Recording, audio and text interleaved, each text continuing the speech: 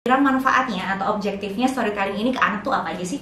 Ya, jadi ada beberapa objektif dari storytelling. Yang pertama itu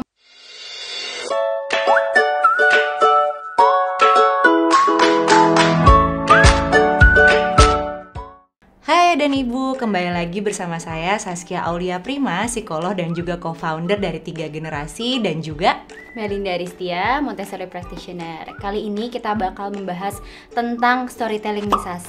Lo tau gak sih, Sas, ternyata storytelling itu bukan cuma ngebaca aja nih, parents membacakan cerita kepada anak, tapi juga ada beberapa tipe yang berbeda nih untuk storytelling yang lebih menarik untuk anak. Oh, jadi nggak cuman kayak ngebacain atau ngomong aja, tapi kira-kira apa aja yang nanti bakal kita bahas. Tapi sebelumnya, Mel, jangan lupa ya untuk para orang tua sekalian, diklik dulu tombol subscribe dan juga loncengnya supaya kalau kita ada video baru bisa langsung ditonton.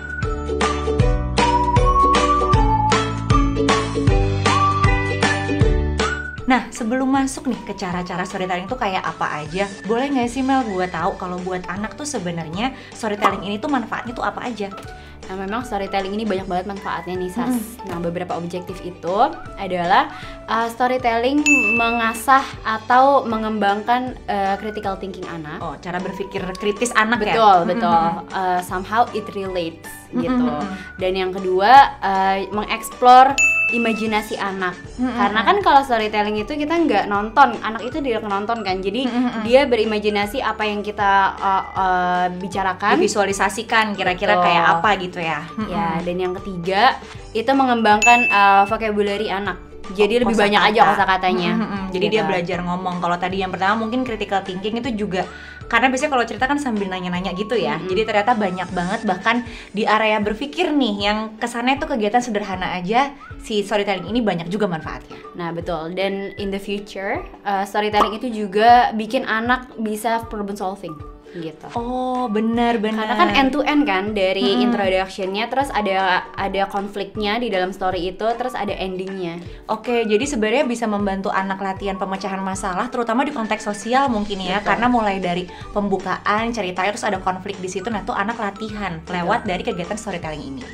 Nah, Mel, tapi sebenarnya kan kalau kita ngomongin storytelling itu kayak kebayangnya tuh cuman baca buku gitu ya. Kok pokoknya so story ada bukunya gitu. Nah, kita cerita dari situ. Tapi sebenarnya ada nggak sih cara-cara lain untuk bisa melakukan storytelling ini? Ada. Jadi aku kasih contoh 4 tipe storytelling. Nah, storytelling itu mungkin yang pertama yang biasa sudah dikenal oleh para orang tua, yang lebih general itu membacakan buku itu besar, bukunya besar nih, Sas. Oh, oke. Ya kan, gambarnya juga besar, tulisannya sedikit. Lalu kita kasih tahu cerita-ceritanya itu dengan tidak membacakan sih, Sas. Jadi lebih show objects aja, gitu ditunjuk. ya? Ini pertamanya misalnya, ini gambar apa, nak? Gitu. Nah, terus ini ada apa ini? Coba. Nah, setelah itu kita kasih lihat, iya. So, one day the caterpillar eats apple on Monday. Jadi nggak gitu. harus bener-bener tulisannya Betul. ini ya, bisa sambil dia ngomong sendiri. Nah, setelah itu kita juga, anak juga bisa belajar. Jadi setelah Monday itu hari Senin. Setelah hari Senin itu hari apa, nak? Selasa. Nah, hari Selasa dia makan apa, buah apa, seperti itu sih, Sas. Jadi kamu tahu nggak ini buah apa? Jadi understanding dan knowledge-nya dia bertambah sih. Jadi pemahaman dan pengetahuannya dia bertambah kalau kita sebenarnya nggak langsung ngebacain Betul, aja ya. Jadi betul. dengan kita tunjuk dan minta dia untuk ngomong itu ternyata jadi salah satu cara storytelling. Bukan harus kita yang jadi storytellernya gitu ya. Betul. Jadi kayak lebih ke asking questions juga supaya anaknya bisa mikir juga nih. Bagian kita mau explore anak supaya critical thinkingnya berjalan ya, Sas. Oh, oke. Jadi makanya perlu ditanya gitu. Betul. Ya, oke. Nah, selanjutnya aku udah bawa nih. Kita bisa kasih juga storytelling ke anak pakai finger puppet. Oh, lucu. Gitu. Jadi nggak usah based on script atau based on book. Ya udah, kita bikin aja sendiri ceritanya gitu. Dan karena anak itu lebih visual ya, Sas, jadi akan lebih menarik kalau misalkan ada finger puppet nih. Oh, jadi bisa pakai bantuan. Sebenarnya bisa boneka juga. Betul. Kali ya. Jadi Apa tapi aja yang pilihannya apa aja yang kita bisa jadiin karakter buat Betul. dia nanti bisa cerita. Iya. Nah, selanjutnya itu kita bisa masuk di seperti mystery box. Jadi aku taruh beberapa barang nih, Sas, barang yang kecil-kecil dan random. Misalnya tiba-tiba ada leopard. ya kan. Oh, oke. Terus ada kambing. Gitu. Tiba-tiba ada Bintang laut. Nih. Gitu Dia bawaannya kan. banyak banget loh. Parents aku kayak penasaran. Terus ada pohon. Tiba-tiba Oke. ada sisir. Oh, Nggak- jadi temanya tuh nggak random jelas, aja, random Iya, oke, aja. oke. Nah, ini gunanya, jadi caranya begini parents. Di box ini anak suruh buka dan nggak usah dilihat, dia suruh pick aja. Pilih salah satu objek, misalkan ambil kambing. Terus kita tanya, di kambing itu one day a goat bla bla bla bla, berarti kambingnya nih kenapa, sedang apa, di kita mana. membukakan ceritanya. Betul, misalnya aku mulai nih sebagai ibu. One day a goat walks in the farm. Terus nanti anaknya misalnya ambil sisir, gak nyambung emang, tapi nanti dia ceritanya dia ambil sisir, terus dia bakal bilang kambingnya itu cari sisir karena dia habis mandi. Itu juga bisa, pokoknya boleh ya. tidak ada yang salah dalam storytelling karena kita mau mengasah imajinasi anak, seperti itu sih Sas. Oke, yang penting dia nyambungin cerita. Kalau zaman dulu Yes. kita kecil mungkin dia kayak nyambungin cerita di kertas itu Betul, kali ya. betul, Iya, oke, seperti oke. itu.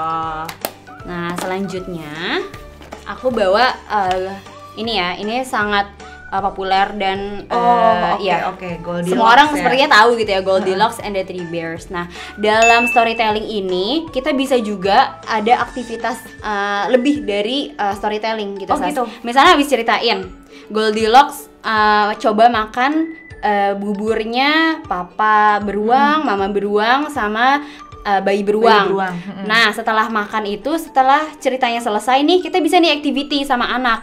Yuk kita bikin porridge just like Goldilocks. Oh, jadi Gitu. kita nyambungin cerita yang ada di buku dengan kegiatan lain yang bisa dia lakukan nih setelahnya. Apa aja Yes, ya? betul. Oke. Nah, misalnya ada cerita lain nih Sas tentang The Three Little Pigs. Mm-mm. The Third Little Piggy, dia siapkan hot boiling water inside the pot, kayak gitu kan. Di tempat sebuah wadah ya dia. Betul. naruh Dan air panas, serigalanya itu iya. kan masuk kan dari chimney ke dalam rumah. Nah, itu juga bisa bikin activity setelah itu. Jadi kita mengajarkan anak the difference between hot and cold water. Oh, jadi perbedaan. Oh, jadi pokoknya sebenarnya semua bisa disambungin Semua bisa. dari konsep yang dia pelajari dari buku itu ya. Betul. Oke, seru Jadi itu banget. lebih ke sensori kan. Jadi dia bukan cuma belajar tentang eksplorasi imajinasi anak dan segala macam, tapi juga belajar sensori setelah itu. Terus dia jadi lebih interested sih pada saat nanti belajar baca lagi buku itu, dia bakal ingat, oh iya, hot water and cold water. Oh, Nah, oke. Jadi intinya tuh kalau dari Mel tadi sebenarnya ternyata kalau kita bercerita itu bukan hanya kita ngebacain gitu aja, tapi banyak kegiatan lain lagi ya. Kayak dari mulai kita bisa nanya anaknya diminta bercerita, terus bisa pakai props ya, kayak mainan atau boneka atau ya finger puppet. Terus kayak nggak usah kaku harus bener-bener persis sama ceritanya, bahkan konsep yang ada di cerita bisa ditambahin lagi di dunia nyata nih, biar anaknya makin ingat apa yang mereka pelajari. Betul. Dan satu buku tuh berarti tidak terbatas, sebenarnya mereka bisa belajar apapun ya. Iya, betul. Nah, itu dia tadi beberapa manfaat dan cara-cara yang udah disampaikan Mel nih mengenai storytelling. Jadi para parents bisa sekalian cobain di rumah. Nah, kalau ada yang mau komentar, nanya, saran, kritik, nambahin kira-kira apa aja yang bisa ditaruh di video 3 generasi, silahkan banget komentar di kolom komen, atau bisa juga ke Instagram dan TikToknya 3 generasi @tigagenerasi. Jangan lupa kalau suka videonya di like, terus juga di share ke parents yang lain ya. Sampai jumpa di video-video berikutnya. Bye.